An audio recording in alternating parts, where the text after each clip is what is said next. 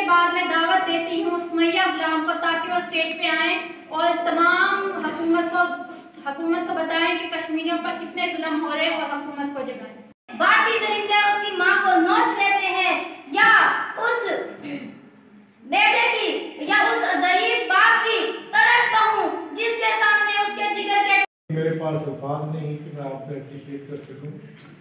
आप लोगों ने मेरी उम्मीदों से बढ़ के परफॉर्म किया है और वाकई संदीलिया वाली की जो सरजमीन है वो बड़ी ज़रखेज़ है।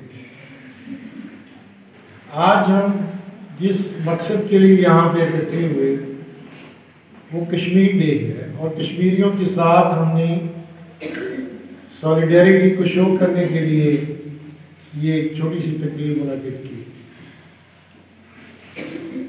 मौजूदा जो सूरत हाल है कश्मीर की, उसके हवाले से आप सब ने अपने ख्यालात का इज़हार किया है।